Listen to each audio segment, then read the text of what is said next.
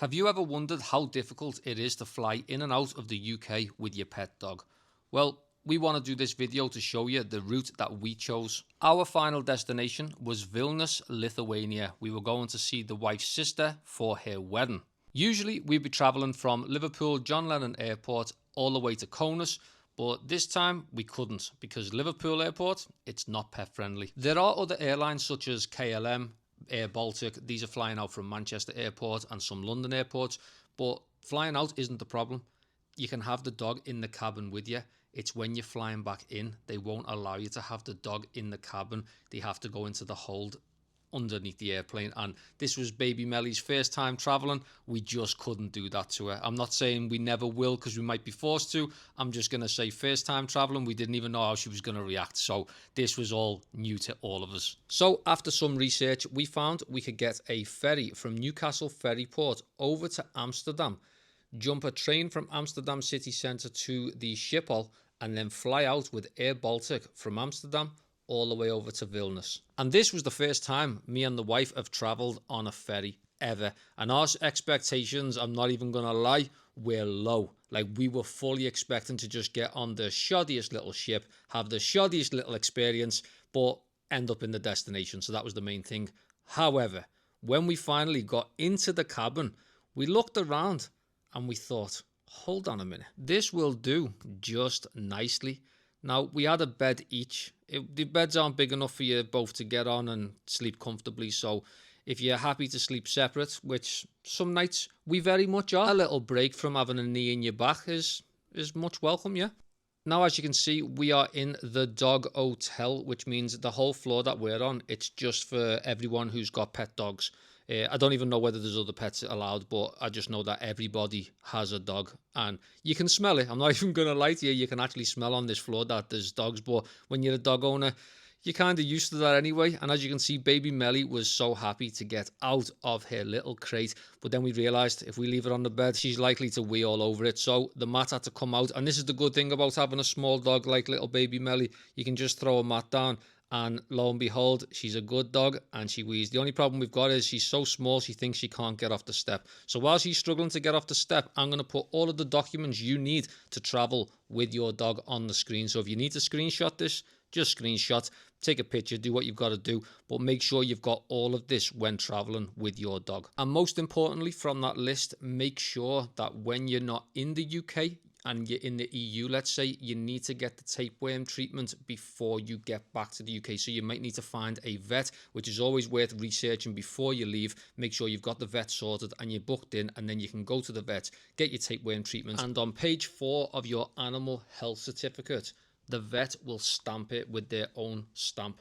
That will get checked when you're traveling home, and it will be checked by everyone along the way. Make sure you've got that stamp. Oh, and a little top tip, as you've just seen me do there, drop those beds, the extra beds above your head, drop them down and throw your suitcases on them. It's a little bit extra space on the floor and your suitcases are not in your way then, so make sure you do that. Let's have a little look around the cabin. So I've been talking about all your documents, you now know what to do, but let's check the cabin out that you're going to get. Now, this is the bathroom. It's not up to much, but have a good think about this. If you're getting on a plane, even if you're on business class, you don't get your own bathroom, you don't get your own sink, you've got to share it with everyone, and you know what that can be like, sticky floors. And we found this to be quite a luxury way to travel. Now, even though we were happy with the cabin, our expectations for the food on this ferry was not very high also. But needless to say, we still got booked in. Now, where you book in is at the ferry port at Newcastle. When you're getting your tickets, you literally book yourself in. You can decide what time you want dinner. We said, what's the earliest slot? They said 4:30. But 4:30 on the boat is not 4:30 in the UK. You are an hour ahead, so bear that in mind. That's because the ship is operating on Amsterdam time. Because we booked in nice and early, we managed to get ourselves in there before anyone else. We were the first people in, which is a good thing because we got to pick our seats, and we asked them could we sit right next to the window so we could watch the ship taken off from the port. Now, when you're booking the ferry tickets, you have to book them over the phone if you've got a dog. Now, we could have booked our restaurant experience over the phone at that time, but as we said, our expectations were not very high, so we thought maybe we're not even going to end up eating. But after driving 3 hours from Liverpool to Newcastle, we were very hungry. So we ended up paying £55 each way for 2 people. And that does not include your drinks. As you can see, there was a bottle on the table and I think it was about £23 you can pay for it. You will also have to pay for any soft drinks as well. So drinks are not included in that £55 for 2, but all of this food is. And the food was brilliant. This food shocked us. We've been on some cruise ships before and we've had some mediocre meals in the buffet areas. This ferry was top class. 5 out of 5 stars I would give it. Now, I'm not going to list what food is here. Again, you can always see what I'm filming, but I do want to apologize because some of this footage starts to get really shaky. I'm using one of those DJI Pocket Mini 3 thingies, and I don't know what happened with the gimbal here, but it just started shaking side to side. So once again, I want to apologize. It's bothering me just as much as it's bothering you. However, you still can't see the food, and I did want to capture every single area of this food. In fact, I am going to point this out. The kebabs right there, I didn't lift that tin. The meat in there was unbelievable. Get the kebabs and load up. In fact, what we did as well, we made sure that we stole a few chunks of meat and put them in our bag, took it down to the cabin and fed baby Melly with it because she loves a little bit of chicken. So yeah, I know we're not meant to be doing that, but top tip, if you're traveling with your dog, make sure you take some food from the buffet. And this brings me to my next point. The dogs are not allowed near the restaurant, so don't even try and bring the dog. In fact, the dogs have to stay inside the area of the dog cabins, and you do get a little outside part, which I'll show you later. But now you're probably wondering, what food did we choose? As I said before, kebabs number 1 in this place. The kebabs were insane. The pizza was very nice. The pasta was okay, but I'm not a big pasta eater. Let me just check in with the wife. What did you eat? Cakes and sushi, if I remember. Yeah, the sushi was very good actually. The cakes were good. I'm not a big sweet eater, but the cakes were okay. Caramel brownie, she's saying, make sure you get. So yeah, it was all really good. Yeah, this is the cake area here, so you'll be seeing all of that. And then the pizza, these little burgers weren't up to much. There wasn't the burger to bread ratio that matters to me, and they didn't actually do a very good job of that. But the pizzas were fire. Sushi was unbelievable, and we are sushi connoisseurs, am I right? Proper sushi connoisseurs. I'll tell you, we love our sushi. We probably eat it every day. Now, salad, I didn't really pay attention to. That was very good. The wife says it's very good. So yeah, all I'm going to say is overall our expectations, to be honest, it might even be that our expectations were so low that it made it so extra special, but genuinely the food was good. And this is the area where you can go and get your coffees. Now, if I'm not mistaken, it's on level 7. So when you're on level 7, look for the North Sea. There's a little restaurant on the left-hand side, which again, you can book into. We didn't bother. But then on the right-hand side, there is a Starbucks. I think it is. It's closed here, but it is a Starbucks.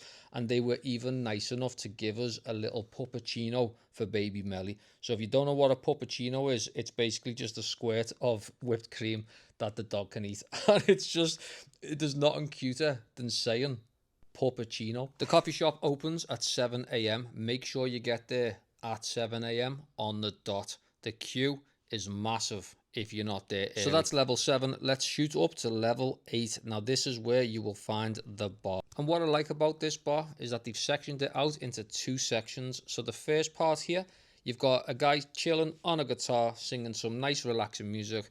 You can chill here, have a little beer. They've even got IPAs, which if you know me, you know that I do love a nice strong beer. So you could sit in this area and just chill. And if you're not a drinker, do not worry. They've even got a very nice coffee bar, proper big coffee machine. They'll do you anything you ask for. Even ask them to put a little Baileys in there. Again, you know me, it's got to be a Baileys coffee. And now this is the second part of the bar. So when you're walking through, if you like to go on the slot machines, there's some slot machines in between the both of them. But this is more of a champagne bar. So it looks a little bit classier. The lighting's a little bit nicer. And then they've even got a dance floor at the end here, and they will have some entertainment. Now, it depends on what type of entertainment you like. I wasn't feeling this band. The wife thought she was pretty good. But then again, we have very different tastes in music. Each to their own, I guess. But once again, I've got to say it, this blew all expectations out the water because we genuinely thought we were just getting onto this shoddy little ship with not much going on. And this is all just an added extra bonus that we didn't even know. So yeah, if you didn't know what a ferry was like, this is what it's like. It's pretty much like a cruise ship, I would say. Again, we've been on cruise ships before. It's very enjoyable, and this was no different. So there's entertainment, there's drinks, and just an all-round good vibe. But after a long day of travel, all we needed was a bottle of water, and then we were going to go to bed. So we thought we'll shoot to duty free. I was fully expecting duty free to be this little tiny shop with maybe some magnets, some drinks and snacks. I'll tell you this is bigger than some of the duty frees we've seen in airports around the world, and that isn't even a lie. Check all this out. So you've got walls and walls of drinks. Look at this, all of the top brands, all of the top bottles, you can't beat it. Even giving out samples as well. Trust me, I was tempted. And it wasn't just the drink section that was impressive. They had everything from cosmetics to perfumes. There was some kids' toys, clothing, sunglasses, watches. They had it all. They literally had it all, and the shop was massive. But we weren't here to shop for all that. We were just here for a bottle of water, and then it was going to be time to hit the sheets. And I don't know about you, but we love sleeping on a ship because that side-to-side rocking is just so nice. I know a lot of people wouldn't like that, but it just sends us asleep. So we had a very good night's sleep, and when we woke up, we had to take Melly for a quick wee upstairs on the top deck where the dog hotel toilet is. They do even have some benches up here as well, so you can take some time with your dog on this section. Very nice little touch. And we needed Melly to stretch her legs a little bit because it was time for her to go back in the crate, which is never a nice thing, but it has to be done when you're going through the ports. There will be a coach waiting for you that DFDS have set up that will take you to Amsterdam city centre. My advice would be just get a taxi. There's no need. Honestly, after waiting for everyone to get onto the coach and then put the suitcases in, you could have already been in Amsterdam city centre. So on the way home, we booked an Uber from the airport back to the ferry port, and that cost roughly around €35, so not bad at all. Now that we've landed in Amsterdam city centre, it was a bit of a bittersweet moment. We love Amsterdam. We've been here many times before, but we only had a couple of hours, even if that. I think we had an hour and a half spare just to enjoy what we could. So we couldn't venture out too far away from the train station, so we chose this pancake shop. As always, Melly getting attention from everywhere. Lads, if you're single, get yourself a chihuahua. Trust me, it'll work. And if you're traveling to Amsterdam with your dog, Amsterdam is very dog friendly. They came over again with a puppuccino. You know she loves these. And they were even very accommodating for us, not only with the dog, but with the suitcases. They could see that we had loads of suitcases and bags. They helped us store that away while we had our food. And the food was 10 out of 10. We opted for a bit of a sugary breakfast, not what we like to do. But when you're in Amsterdam for an hour and a half, what else are you going to do? Well, I can think of a lot of other things you can do in Amsterdam, but this was just our only treat, okay? Next time we're going, we'll vlog it all and we'll make sure we enjoy ourselves in other ways too. It's a shame we couldn't spend any more time, but lugging these suitcases around Amsterdam when there's bikes and trams flying everywhere, it's just not good. So it was off to the airport. Now, the Amsterdam train station, it can be a little bit of a maze. Sometimes you think you're going onto the right platform and you're absolutely not on the right platform. But if you need to know and you're going to Amsterdam Schiphol, you're likely to be on 14A. So good luck finding that. Now, once you're on the train, which the trains do come like every 20 minutes at most, it is quite frequent, you will be in Amsterdam Airport pretty fast. And Amsterdam Airport is very dog friendly, so you can let the dog stretch her legs. And even when you're going into like the restaurants and the bars inside the airport, once again, they are very accommodating. But Melly doesn't need to stretch her legs for long, so she ends up on top of the basket, chilling, getting wheeled round like the little princess she is. But Melly had enough puppuccinos on the way out here, so it was on the pints for me and Melly. And I'm not going to lie, this footage is actually of us on the way home. You'll probably notice I look about 4 kg heavier. And then a few hours later, it was time to get on a plane from Amsterdam Schiphol all the way to Vilnius, Lithuania. Now, I hope this was helpful for everyone, and if you want to see the flight vlog, I will be dropping that video shortly. Maybe it's already dropped, just go check our page. Make sure to like, subscribe, and share all of our content.